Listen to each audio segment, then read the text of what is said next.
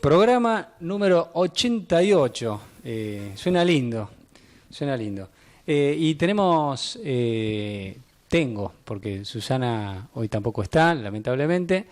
Pero bueno, yo cuando no está Susana, no sé, me hago el loco, me hago un poco el loco. ¿Eso es bueno o es malo para el invitado? No sé, si querés al final del programa me decís. Está conmigo hoy Gonzalo Sánchez Velasco, ya alguien como muy conocido en el programa. Gonzalo está coordinando la Comisión de Cuidados Paliativos. Bueno, ya nos va a contar un poco sobre todo lo que viene haciendo desde la comisión, bueno, la inauguración de la escuela este año. Así que bueno, bienvenido Gonzalo, y te voy a recibir con una pregunta así como muy desafiante. A ver. Vos como psicólogo, ¿sos o te haces? Te digo, ya me dan ganas de pedirle a Susana que vuelva. Que vuelva. ¿No? La próxima le voy a decir a Susana que me avise si no va a venir. Okay. ¿Qué pregunta?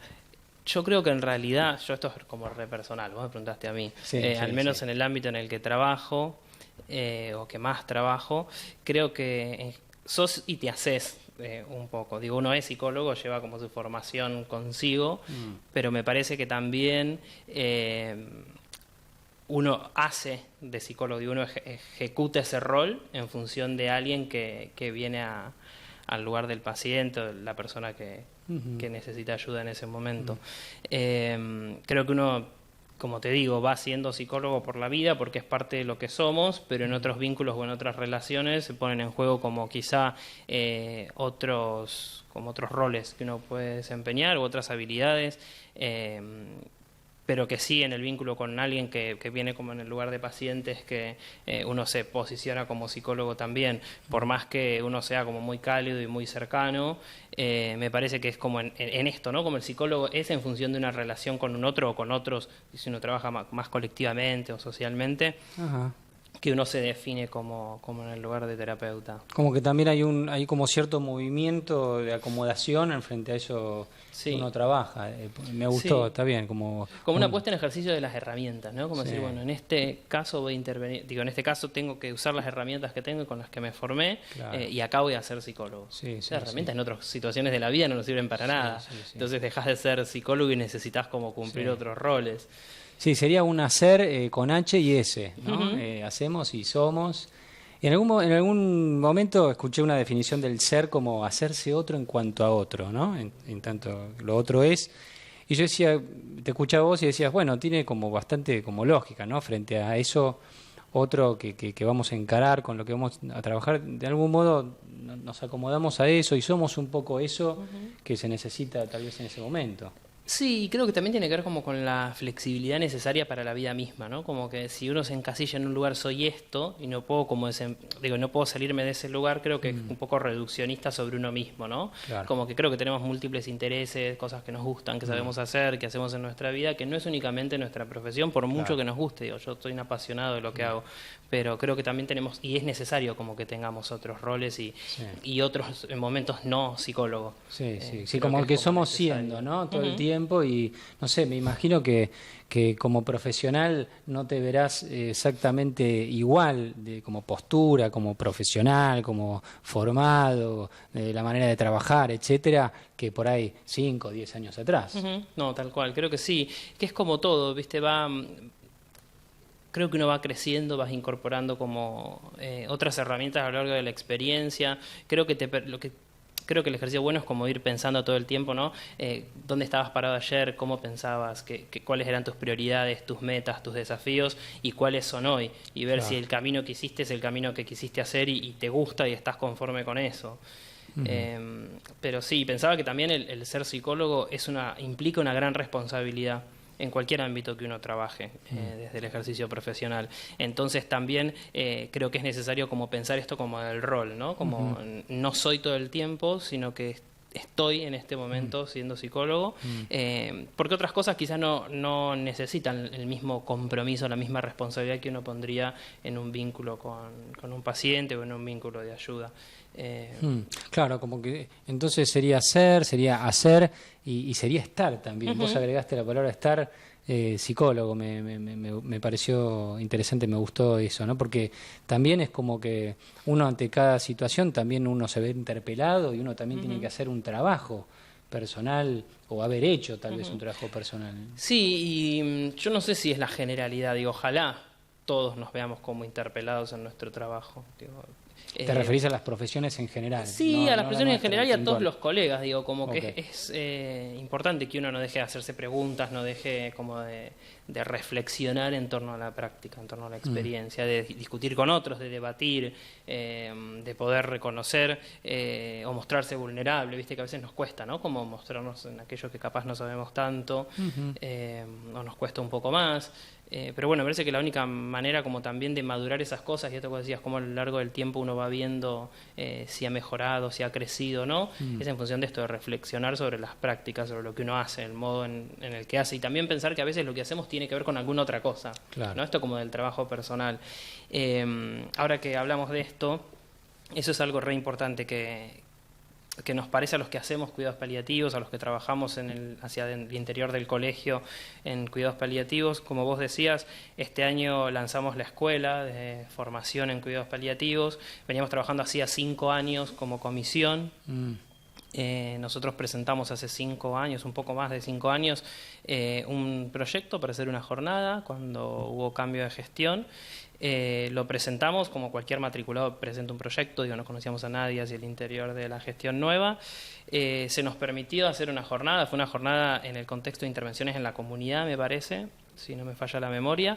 Funcionó muy bien, vino mucha gente, hubo mucho interés, entonces presentamos un proyecto para, a partir del año siguiente, tener una comisión de trabajo.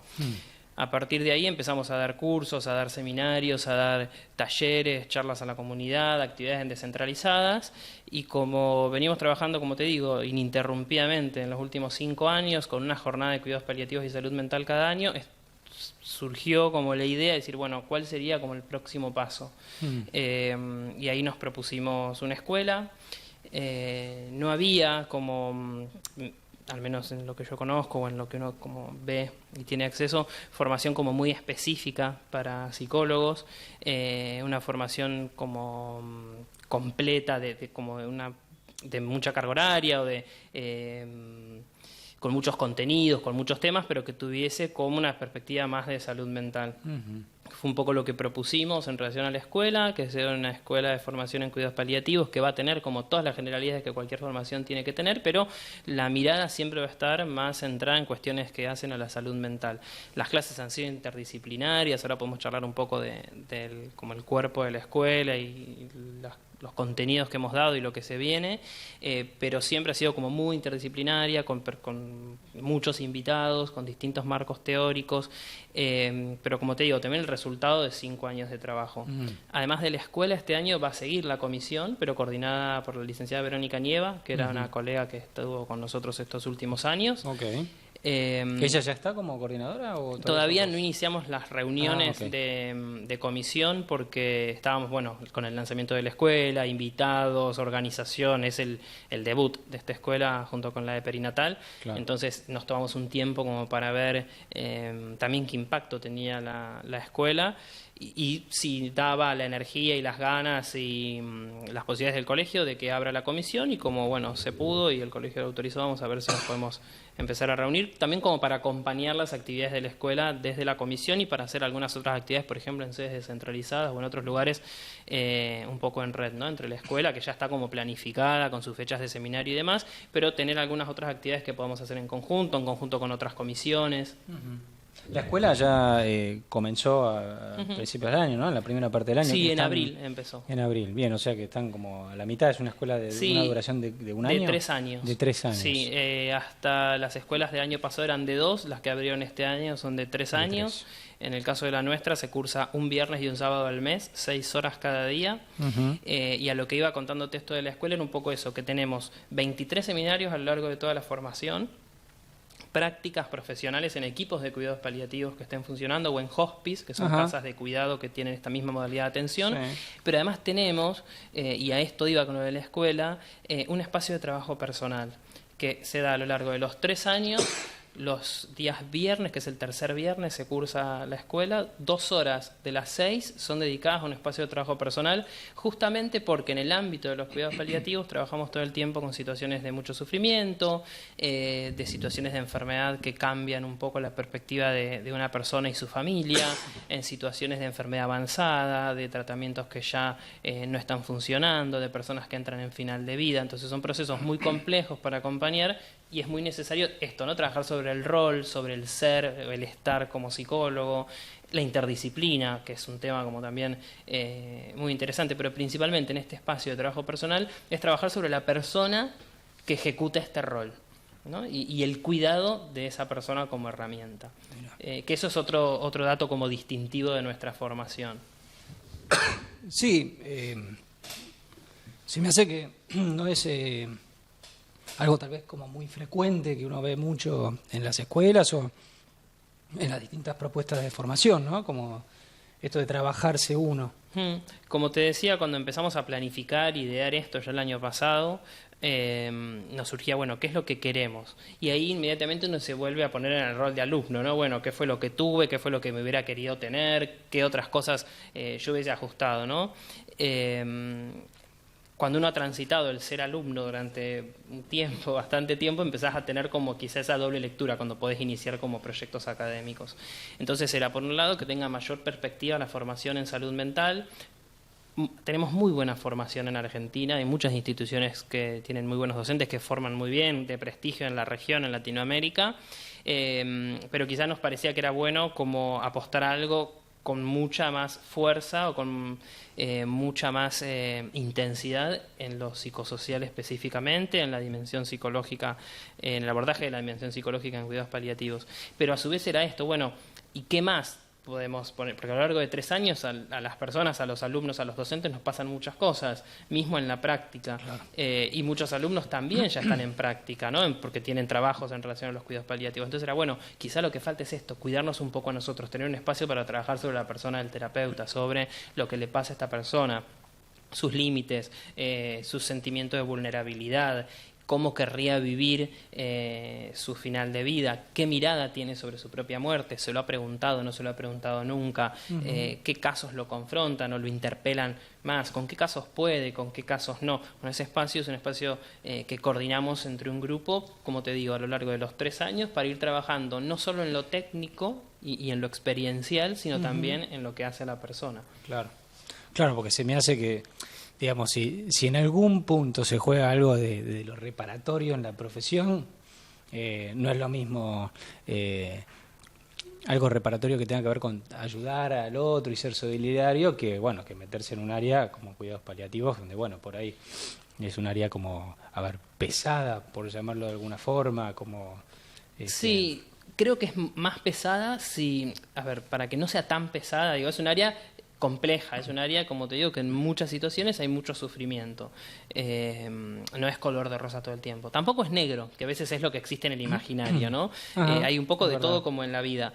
Pero sí es verdad que para trabajar en situaciones como de alto sufrimiento, y creo que no solo en los cuidados paliativos, pienso situaciones de abuso, situaciones de violencia, situaciones de consumo problemático de sustancias, situaciones como muy complejas, se necesita el trabajo en equipo indispensable. Digo, tenés que tener un trabajo, una red con la cual hacer estos abordajes porque requieren esa mirada como interdisciplinaria y un poco más amplia que la que tiene uno solo desde su saber. Claro. Pero por otro lado, trabajar mucho sobre uno, sobre qué le pasa a uno ante el sufrimiento del otro, qué le pasa a uno ante el dolor del otro, ante la impotencia, y por eso digo, es como una cuestión constante entre la práctica y el ejercicio y la reflexión personal.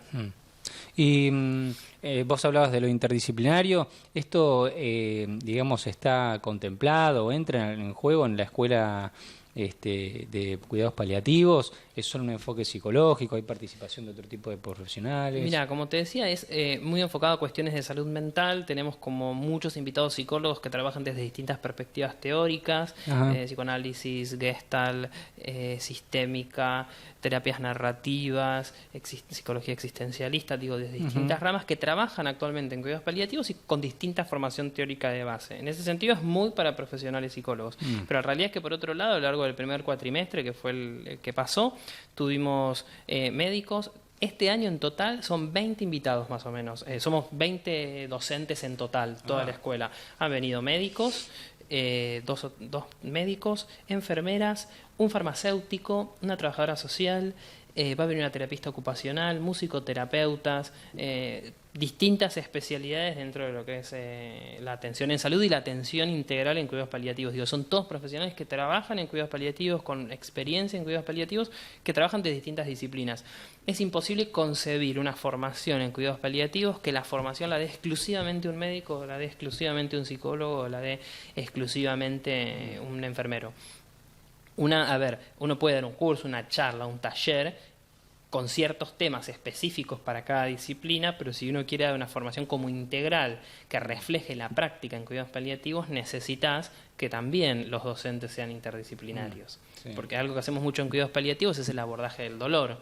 El dolor tiene un componente subjetivo, pero también tiene un componente que tiene que ser valorado por un médico. Entonces no podemos hablar los psicólogos exclusivamente de dolor y que no haya quizá un médico o un farmacéutico, como te digo, que nos venga a contar un poco desde su saber qué es lo que se hace. Lo mismo en una formación que quizá dirijan médicos, que se hablen, o sea, abordaje familiar, duelo, impacto psicológico, y que no haya un psicólogo dando esas clases. Me parece que tiene que ver un poco como con eso, pero la interdisciplina tiene que estar reflejada en las prácticas, en la formación como curricular, en los docentes que vienen invitados, en algunos contenidos. Este primer cuatrimestre nos encontramos a veces aprendiendo de dolor, aprendiendo de manejo de náuseas o manejo de hemorragias en pacientes en final de vida. Pero bueno, son cosas que aunque no dependan de nuestro campo de expertise, tenés que saber para poder dar algún tipo de respuesta a la unidad de tratamiento, paciente, familia, si estás trabajando en cuidados paliativos o en algún ámbito como cercano. Hay cosas de la práctica que tenés que poder ir incorporando de otros discursos, aunque no pierdas tu especificidad y nadie venga lo mismo que hacer contención emocional. Sí, el psicólogo quizás es el más experto en el equipo para hacerlo, pero si en ese momento no hay un psicólogo, el médico que dirige la entrevista tiene que poder contener emocionalmente a un paciente. Sí, está bueno, es interesante esto que dice, porque uno siempre escucha mucho la palabra interdisciplina y uno dice, bueno, interdisciplina es cuando hay muchos psicólogos, muchos profesionales de distintas disciplinas trabajando en conjunto. Y por ahí en realidad también no solo es eso, sino que implica que cada uno tenga la apertura para incorporar algo de lo otro, de las otras profesiones a la propia disciplina, ¿no? Me parece que va más allá de que seamos varios, digamos. Claro, no es solamente como el rejunte, ¿no? O el agrupamiento. Tenemos que tener todos como una meta común, un marco común de referencias, una idea común sobre lo que queremos hacer, sobre el respeto por la profesión del otro, porque además la disciplina la ejecutamos los profesionales, ¿no? Entonces, no es culpa de la interdisciplina, sino de aquellos que construimos la interdisciplina. Sí. Y que es un trabajo, y cuesta, y hay momentos mejores y peores, pero es un trabajo como constante, y lo que creo que sí todos los equipos, al menos de paliativos, coinciden es como necesario el trabajo disciplinario. Y es más, te diría, pensaba en algún texto de Stolkiner que he leído en algún momento, de gente así de lo que es la psicología en nuestro país como muy importante, esto del concepto de transdisciplina, otros muchos autores también de afuera, como lo transdisciplinario pensaba, ¿no? Como aquellos saberes que no tienen necesariamente que ver con un saber disciplinar, ¿no? Y esto pasa mucho en cuidados paliativos. Cuando uno genera como un contexto de apertura, de honestidad, muchos pacientes vienen con demandas que van más allá del saber que uno maneja o de los saberes convencionales. Y uno ahí tiene que tener apertura también, porque la persona ante el sufrimiento acude a un montón de otros recursos a veces. Y es importante que uno sea respetuoso ante eso, pero que a su vez pueda como evaluar cuál es ese recurso y sus riesgos, sus potenciales beneficios, la expectativa que genera en la persona. A veces tiene que ver mucho con eso, con la expectativa. Vos decidís en el medio de la enfermedad cambiar tu plan de alimentación. Perfecto, eso no necesariamente es malo. Claro. ¿Cuál es la expectativa? ¿Cambiás tu alimentación para curarte? Y bueno, habrá que ver si eso es tan posible. Entonces quizá no tiene que ver con la conducta o con lo que quieras, sino con la expectativa que pones ahí. Pero bueno, ese es un trabajo como con mucho respeto por lo que el otro cree que es importante, por lo que el otro cree que sirve. Quizá lo has escuchado, viste que todos tenemos alguna persona que ha enfermado, pero la persona cuando está enferma y le ofrecen tratamientos, accede en la medida de lo posible a un montón de cosas. Digo, gente que hace tratamientos con luz, tratamientos con comidas, con gorgojos, con un montón de cosas. Sí, sí, sí. Y bueno, ahí uno tiene que ser como permeable y receptivo a eso. Claro, Digo, como claro. al menos acompañar.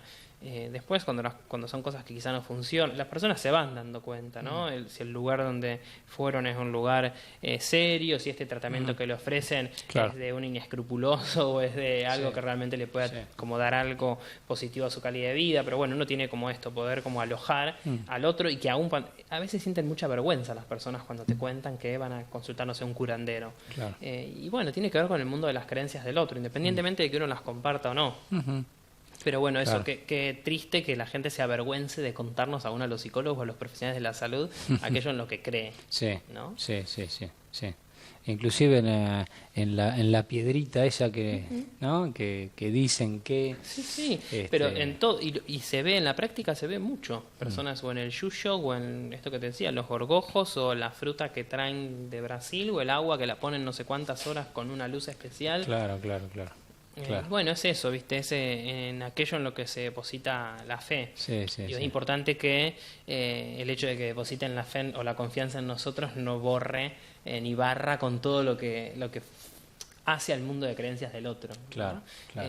Y poder como trabajar como de forma integral, ¿no? Que no se reemplace tampoco el tratamiento que uno brinda desde una especialidad como los cuidados paliativos, pero un tratamiento quizá alternativo. Pero bueno, también eso muchas veces depende de la actitud que nosotros tenemos ante eso. Esto no significa decirle al paciente sí de cualquier cosa si eso puede dañar su salud, pero sí tener la apertura para que nos cuenten y desde nuestro saber cuál nos parece que puede ser el efecto o no, o el riesgo de esto, ¿no? Como Claro. los pros y los contras, trabajarlo con el paciente, pero no que se sienta juzgado o avergonzado de contarlo. Sí, se me ocurre, a ver, preguntarte, no es lo mismo, se me ocurre que alguien con una enfermedad terminal, supongamos, cuente con un espacio, con un psicólogo especializado en esta área, a que no lo haga, me imagino, ¿no? Como que se me ocurre que se pueden abrir aspectos que también pueden ser muy sanadores, ¿no? Ujú. Sí, por un lado, como todo lo que tiene que ver como con el hacer terapia o la psicología, no sé si todos los pacientes necesariamente lo necesitan, lo quieren, además digo esto de respetar la autonomía, ¿no? Por más que uno piense que se puede beneficiar, bueno, también hay una cuestión como de decisión. Lo que sí es grave es que más allá de la decisión de la gente de recibir un acompañamiento psicológico, un abordaje psicológico estando en cuidados paliativos, no hay recursos. Digo, estadísticamente, la atención en cuidados paliativos cubre menos del 15% de las necesidades paliativas. Y la mitad de lo que se cubre lo cubren los hospice, que son ONG, que son casas de cuidado para personas más centrado en el final de la vida. Los cuidados paliativos es desde diagnósticos más precoces, pero de 60 camas que hay en Argentina para personas que quizá están con enfermedades avanzadas, la mitad son de los hospice, que son ONG y que Claro. funcionan a través del voluntariado y la solidaridad. Mm. Me parece bárbaro que existan, buenísimo, Claro. porque si no estaríamos más en veremos, pero eso también un poco revela la falta de políticas públicas, ¿no? Que promuevan los cuidados paliativos. Hay investigaciones que demuestran que se ahorran incluso gastos en lo que es gastos en salud, si uno tiene el equipo de cuidados paliativos, quizá en los distintos niveles de atención. Ajá, mira, es interesante. Pero Claro. bueno, tenemos como un tema, ¿viste? Con todo cuando uno piensa en cuidados paliativos, algo los que trabajamos en esto, piensa como en la muerte. Los mismos pacientes te dicen a veces que la representación es, uy, estoy en paliativos, me voy a morir. Y a veces los pacientes van a estar años en cuidados paliativos, porque el tipo de enfermedad que tiene requiere un control de síntomas de los cuidados paliativos, aunque no esté en final de vida. Claro. Otros están con enfermedad avanzada, otros están en final de vida. Cualquiera de ellos se beneficiaría con los cuidados paliativos y, como te digo, muy pocos acceden a eso. Claro, claro. Bueno, Gonzalo, muy interesante. Mira, siendo que estamos como muy cerca de la hora de la pausa, vamos a hacer un bloque ahora. Dale. Y después continuamos y me contás un poco más sobre la jornada Dale, que se viene, dale, ¿no? ¿Te que parece se bien? viene para octubre, Dale. perfecto. Seguimos acá, programa 88. Quería decirlo 2 veces. Buen número, Sí. lindo. Seguimos acá con nuestro amigo y colega Gonzalo Sánchez Velasco. Gonzalo, nos quedó conversar un poco sobre la jornada, ¿no? Se viene una jornada que coincide con otras fechas. No sé qué va a pasar ese día, pero Mientras no sea el fin del mundo, el resto lo podemos resolver. Okay. Sí, la jornada es el sábado 13 de octubre, de 9 a 15 más o menos. Es una buena fecha. Lo malo es que es, creo que fin de semana largo, que a veces eso complica un poco la asistencia. Ajá. Pero lo bueno es que coinciden dos fechas como muy importantes para nosotros. Por un lado, se celebra el Día Mundial, se conmemora el Día Mundial de los Cuidados Paliativos, y por otro, acá en Argentina, es el Día del Psicólogo. Entonces, que en un colegio de psicólogos, donde trabajamos tanto en cuidados paliativos, digo que hace varios años, como te decía, que lo venimos haciendo, que el colegio ha acompañado muchísimo eso, es como muy bueno empalmar las dos ocasiones. Decime que fue coincidencia. Sí, fue coincidencia. Sí, en realidad lo propuso Andrea Fato, que es la secretaria académica, que de paso le agradecemos todo lo que nos ayuda y nos acompaña y la paciencia que tiene y su tolerancia. La verdad es que sí, nos ayuda un montón y facilita que trabajemos cómodos, y eso al menos para mí es muy importante. Y ella lo propuso y no me acuerdo si ella tenía en mente lo del Día de los Cuidados Paliativos, pero fue como, uy, André, qué bueno, porque justo ese día y ahí cerramos. Creo que está desde el año pasado ya la fecha, como Andrea también nos hace planificar mucho. Causalidades. Que es bueno, ¿viste? Porque nos ayuda a organizarnos. Pero sí, es ese día, coinciden las dos fechas, y lo que nos parecía como muy importante para este año, que es la sexta, como te decía, jornada que hacemos, era, teniendo en cuenta que además es el Día del Psicólogo, como puntualizar mucho en lo que ha sido como la historia de los psicólogos en cuidados paliativos en Argentina, cómo se ha empezado, qué experiencias tenemos, y también como contar un poco en qué estamos y hacia dónde vamos, y contar un poco de las nuevas como generaciones o las personas que están como entrando a los cuidados paliativos. Sería como, viste, poder ver desde los inicios hasta esos momentos de la carrera profesional donde uno tiene como ciertos méritos. Ahora te voy a contar un poco a las invitadas. Entonces creo que va a ser como de balance y a su vez motivacional, y la motivación que se despierta quizá en las nuevas generaciones como que es contagiosa también, y los resultados, ¿no? Después de mucho trabajo de estas colegas que hace mucho que vienen trabajando, también motiva a las generaciones venideras. Digo, me parece que es como una buena articulación. Va a estar muy centrado, como te digo, en cuestiones que hacen a la educación y al rol del psicólogo. Vamos a tener dos invitadas como especiales y a su vez dos como... Todos van a ser especiales, pero vamos a tener como dos paneles de invitados, dos momentos. Por un lado va a haber alumnas de nuestra escuela que van a hacer algunas presentaciones breves de su experiencia.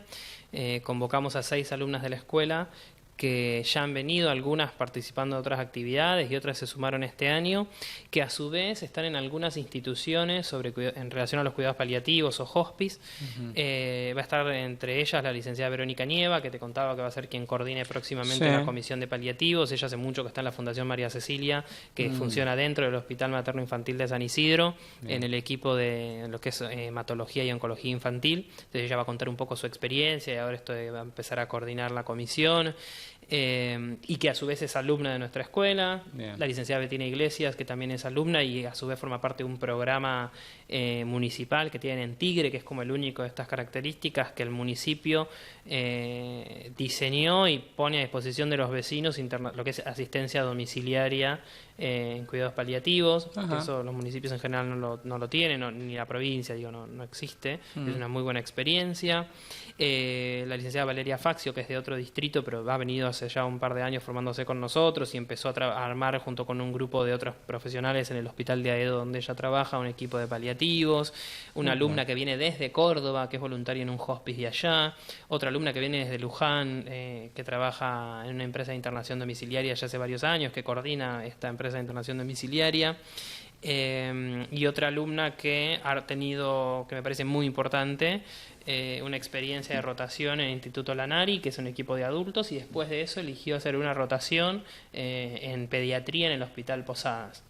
En cuidados paliativos de adultos primero y después en cuidados paliativos de niños, para que ella cuente un poco cómo le han impactado ambas experiencias. Y un poco la idea era también como resaltar que parte de los alumnos son profesionales que ya vienen trabajando en cuidados paliativos o que tienen algún acercamiento a la experiencia, y también otros que son nuevos, que recién llegan como esta temática, pero como muy ávidos y con muchos recursos propios también como profesionales para poner como en los cuidados paliativos. Tiene la jornada tiene como una temática puntual, por lo que me decís es como bastante como variada. Sí, como te decía, el eje va a estar en el rol de los psicólogos en los cuidados paliativos, la importancia de los profesionales psicólogos en cuidados paliativos, como la especificidad de nuestro rol. Después, además de estas presentaciones de alumnas, vienen 4 referentes, por llamarlas de alguna manera, aunque a ellas no les gusta. La licenciada Teresa Méndez, que trabaja en pediatría hace muchos años y fue una de las pioneras en cuidados paliativos pediátricos, que va a contar un poco esa experiencia, cómo se empezó a trabajar acá en fundaciones y un poco lo que se ha logrado hacer y hacia dónde hay que ir. La licenciada Ana Albornoz, que se doctoró en psicología en la UBA hace muy poquito con un trabajo sobre calidad de vida, que también es un referente en cuidados paliativos.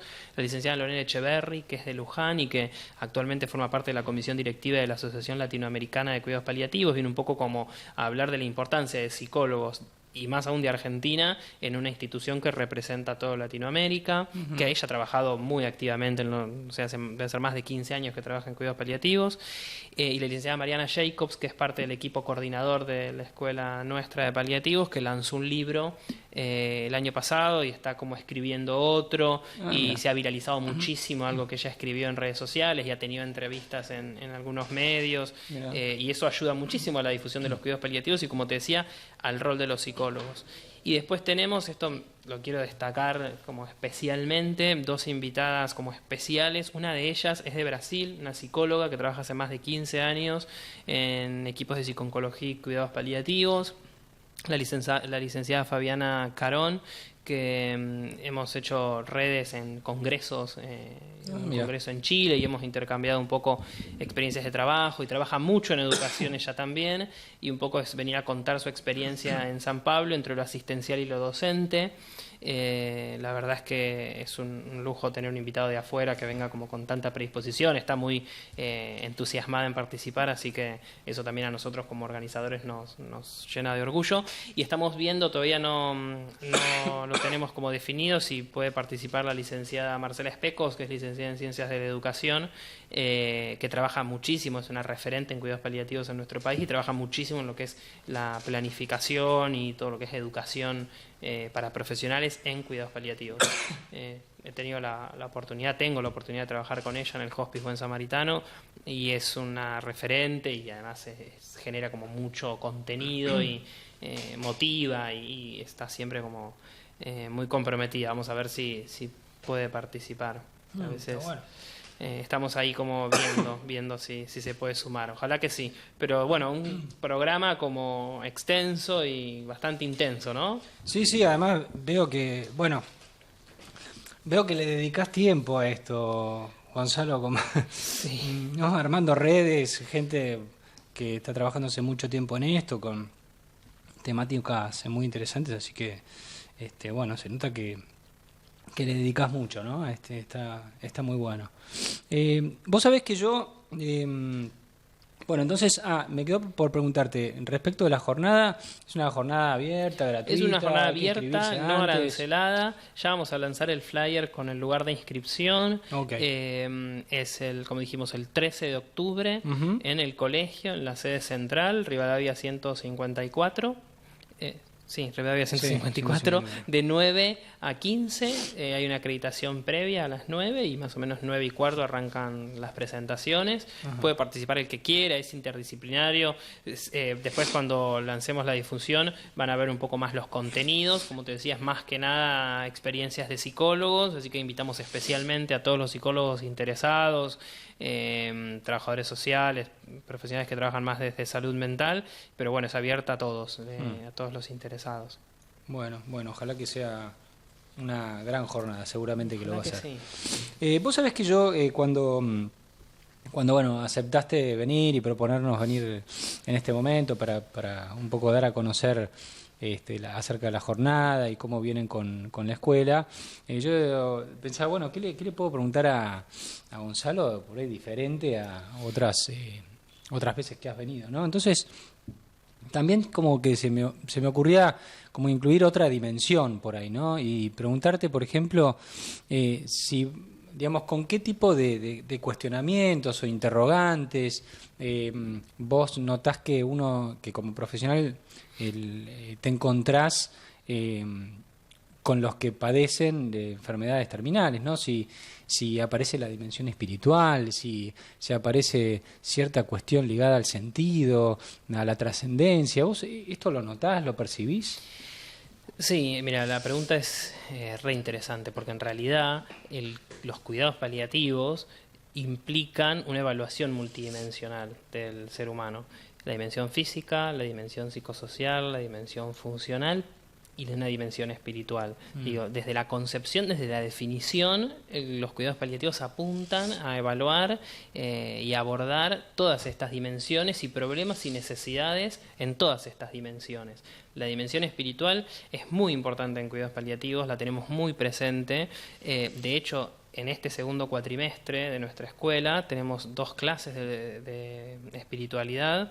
Una fue en el mes de agosto, que lo dio el doctor Martín Mindeguía, que hace cuidados paliativos pediátricos y además tiene formación gestáltica. Y ahora en septiembre viene la licenciada Noemí Díaz, que es una referente en cuidados paliativos en Argentina, una de las pioneras, de las primeras psicólogas a trabajar en paliativos, de la unidad de cuidados paliativos del Tornú, que es una de las mejores de Argentina. Más reconocidas, de mayor organización, y ella va a dar una segunda clase de espiritualidad. Y en el espacio de trabajo personal se trabaja muchísimo con la espiritualidad de los profesionales. En estos seminarios se va a trabajar también la dimensión espiritual de la unidad de tratamiento, que es el paciente y su familia, todo lo que tiene que ver con la evaluación de la dimensión espiritual, el abordaje de esa dimensión, de qué hablamos cuando hablamos de espiritualidad, cuáles son las necesidades espirituales, y un poco respondiendo a tu pregunta, no solo forma parte de la definición de los cuidados paliativos, sino que es algo que vemos todo el tiempo en la práctica. Somos seres espirituales las personas en general. Somos como el único ser, o al menos desde lo que sabemos, con posibilidad de conectar como con su dimensión espiritual. A medida que uno va creciendo, va siendo un poco más consciente de esa dimensión, y si uno la trabaja, más aún. No obstante eso, y la espiritualidad, o el contacto que uno haya tenido con su propia espiritualidad a lo largo de la vida, en los momentos de enfermedad, y más aún en los momentos de enfermedad incurable o en el momento de enfermedad terminal, cuando el paciente se confronta con la posibilidad de la muerte, las necesidades espirituales cobran muchísima relevancia. Por ejemplo, algo que vos nombraste, 2 palabras importantísimas en cuanto a la espiritualidad, es el sentido y la trascendencia. Por un lado, el sentido de esta experiencia, el sentido de la vida, el sentido de la enfermedad, el sentido del morir. ¿Qué sentido le encuentro a esto? ¿Qué atribución de significado le doy a esto que me pasa? Por otro lado, trascender es, como dijo Badía, como un modo de seguir viviendo. No me acuerdo la cita exacta, pero dijo algo así como que trascender es como seguir viviendo. Y un poco la trascendencia tiene que ver con cómo uno está en las cosas que ha generado, ¿no? Cómo uno se puede proyectar en aquello que transmitió. Y no digo únicamente escribir un libro o plantar un árbol, digo, en los valores que vos transmitís, en la obra de arte que vos hiciste, aunque no seas un artista, digo, todo esto que vos dejaste y va a perdurar más allá de tu ausencia física. Algunas de las necesidades espirituales que, uno no quiere como meter a todas las personas, obviamente, generalizar y meter a todos en una misma bolsa. Pero sí también es verdad que se ha estudiado mucho en relación a la espiritualidad y que hay ciertas necesidades que son como más universales, que tienen que ver con la necesidad de ser perdonado, la necesidad de perdonar, la necesidad de reconciliarse, la necesidad de ser amado, la necesidad de practicar alguna religión, si uno es creyente, o estar en contacto con la naturaleza, si uno canaliza su espiritualidad por ahí o por el arte. Digo, hay muchas necesidades que cobran especial relevancia en los momentos en los que uno se confronta con la muerte. Creo que es cuando uno ya no puede vivir más negándola. Vivimos un poco como sabemos que nos vamos a morir, pero será... Sí, se me ocurrió también preguntarte acerca de eso justamente, ¿no? Si vos crees que en parte es la enfermedad, no necesariamente la enfermedad terminal, ¿no? Pero si no, es la enfermedad la que produce, ¿vos creés que es la enfermedad la que produce en algún punto cierta conciencia de muerte? Es un momento en la vida, es una edad, es justamente la terminalidad de la vida. ¿Vos creés que esto se dispara en algún momento en particular? no podría decirte que en un momento en particular o que en todos los casos es así. Esto, ¿no? Si en un momento de la vida, no sé la verdad, si necesariamente en un momento de la vida se nos despierta como quizá esta dimensión espiritual. Como te decía, es una dimensión que todos tenemos, más trabajada o menos trabajada, digo, con menos conexión con eso, que todos la tenemos. Creo que hay personas que a lo largo de personas muy espirituales que a lo largo de su vida, independientemente de una situación de enfermedad o no, desarrollan mucho su espiritualidad, lo tienen como una dimensión importante y trabajan para eso. Y otras personas que aún en la enfermedad y la terminalidad no logran quizá como trabajar sus necesidades espirituales o darse cuenta qué es lo que necesitan espiritualmente y desde ese lugar intentar resolverlas. Claro. Entonces, ni una ni la otra, pero sí es verdad que la amenaza de la enfermedad, la amenaza de la muerte, es un punto de inflexión. Claro. Y a veces podría ser quizá otros estresores u otras situaciones vitales igual de importantes, pero muchas veces es necesario como algo de mucha magnitud, como que te patea el tablero y uno ahí puede como quizá pensar en estas cosas que ha postergado. Claro. Siempre es la dimensión más difícil quizá de evaluar, porque también estamos, al menos en nuestra cultura, bastante desconectados con nuestra dimensión espiritual. En nuestra sociedad, digo, al menos en las sociedades como de ciudad, como aceleradas, como que a veces no nos permitimos frenar, no nos permitimos quizá pausar, meditar, digo, como las sociedades de la productividad, sí, ¿no? Y como que pareciera que atendés un montón de otras cosas y después te ocupás de la dimensión espiritual. Claro, claro.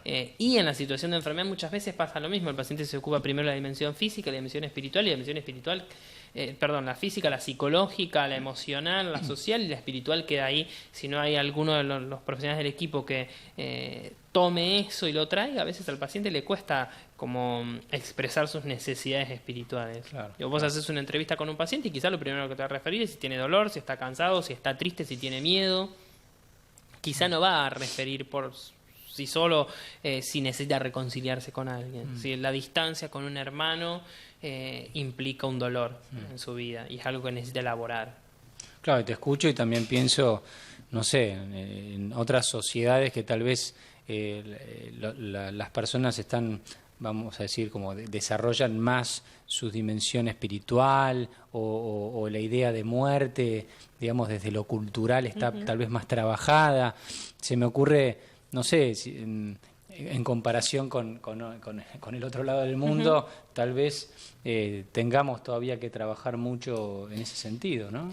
Sí, creo que la muerte es como una construcción, ¿no? Como cultural, social, digo, es un hecho biológico, pero también es un hecho histórico que se construye y se le agregan un montón de cosas. Sí. Y creo que por eso, ¿no? Digo, la concepción de la muerte como física, la muerte biológica es la misma acá que en Oriente, probablemente. Digo, debemos morir, entre comillas, de la misma manera, desde lo orgánico, pero desde la connotación que le damos y cómo vivimos ese proceso seguramente es completamente diferente, claro, ¿no? Como que acá hay una cosa que la muerte es lo prohibido. Claro, claro. Que la muerte es... y quizá uno se pregunta, bueno, ¿qué pasaría si viviera en otro lado? Lo pensaría de otra manera, claro, pero bueno, la cultura en la que vivimos, la realidad con la que vivimos es esta. Entonces digo, con esta es con lo que tenemos que trabajar, pero seguramente también pensaba incluso en la celebración, sin irnos a Oriente, en México, por ejemplo, la celebración del Día de los Muertos, que tiene como otros colores, que tiene como otra impronta. Entonces, quizá también eso, ver incluso los rituales.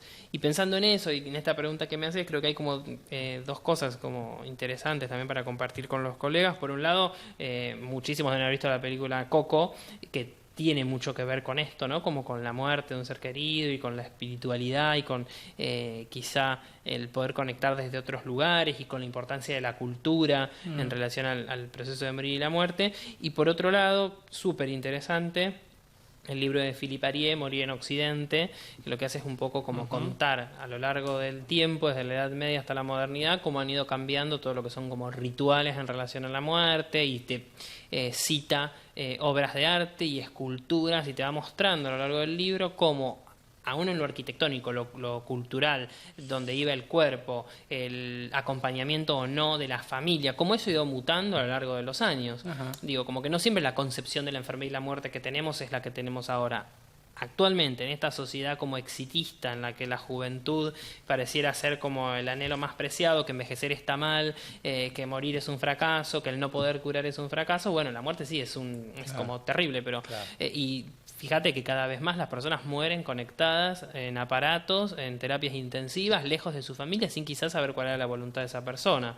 Y hasta hace no tantos años uno fallecía en su casa, rodeado de su familia, y uno lo ve en las obras de arte eso también, ¿no? Como ves imágenes del médico, pero los niños y como un proceso natural más. Ahora pareciera que el opuesto a la muerte es como el vivir, y en realidad el opuesto a la muerte es como el nacimiento. Digo, son como dos momentos de una misma línea biográfica. Sí, también pensaba, como que también vos hablabas de esto de la muerte, de la juventud, pensaba si, ¿no? Como que me da la sensación de que a veces le tenemos más miedo a la vejez que a la muerte, ¿no? Como esto de querer ser eternamente joven, ¿no? Sí, y la asociación de la vejez con algo patológico, ¿no? Pensaba que el último programa vino Patricia Lang, gerontología. En algún momento hice un curso con ella de los del colegio y tenía como dos partes, como el envejecimiento saludable y la patología en el envejecimiento. Y bueno, un poco se trabajaba como también la cuestión como de los mitos o las creencias de que el envejecimiento siempre va a la par de la enfermedad o del malestar. Y no, y uno mira su contexto y mira la gente a veces que está a su alrededor y no necesariamente, la enfermedad es sinónimo, la vejez es sinónimo de enfermedad, como tampoco la juventud es sinónimo de salud. A lo largo de nuestra escuela también tenemos tenemos 2 seminarios, uno fue el primer cuatrimestre y otro es ahora en este segundo, que es cuidados paliativos a lo largo del ciclo vital. Cuidados paliativos en el momento perinatal, en niños, en adolescentes, en adultos jóvenes, en adultos medios y en vejez. Entonces, la enfermedad puede irrumpir en cualquier momento. Quizás sí, si uno mira estadísticas, hay ciertas edades en las que es más probable enfermar, etcétera. Pero necesidad de atención paliativa y situaciones de enfermedad hay en todas las edades. Y me quedé pensando en algo ahora que, con todas estas preguntas que me haces, y pensando en la escuela, ¿no? Y cómo estas preguntas que vos haces sobre la dimensión espiritual y cómo sería en otro contexto y demás, son cosas que los psicólogos nos planteamos mucho, cuestiones de interculturalidad y demás. El año que viene vamos a tener un seminario que yo desde que armamos la escuela creo que es uno de los que más espero, que es como los aportes o la mirada, por decirlo de alguna manera, filo-socio-antropológica y cultural del proceso de enfermedad y del morir. ¿Qué aportes nos puede hacer la filosofía de la perspectiva de la enfermedad y la muerte en nuestra sociedad? ¿Qué aportes nos puede hacer la antropología desde el estudio del hombre? ¿Qué aportes nos puede hacer la sociología? ¿Y qué aporte nos puede hacer una mirada intercultural? Porque además en nuestro país atendemos muchas personas que vienen de otros países con mucha variedad cultural. Y bueno, es muy importante agudizar la escucha para que la comunicación sea efectiva en ese sentido.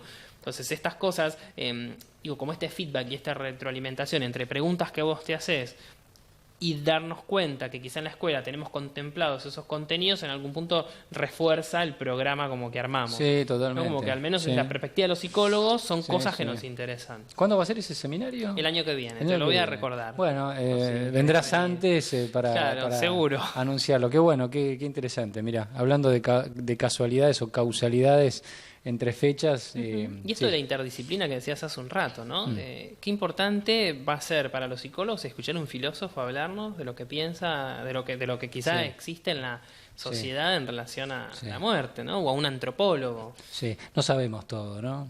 No, pero aparte me parece súper como rico, ¿no? Escuchar otros discursos, y además son personas que trabajan en cuidados paliativos, tienen esas profesiones de base, pero a su vez trabajan en cuidados paliativos. Entonces, no solo vienen a hablar desde lo teórico, sino además desde lo experiencial. Mira qué interesante, Así que van a ser la verdad clases. Otra respuesta que le puedo dar a los jóvenes que planean estudiar filosofía, ¿qué más pueden hacer, no? Me parece que pueden aportar una mirada a un montón de cuestiones y momentos de la vida como esta.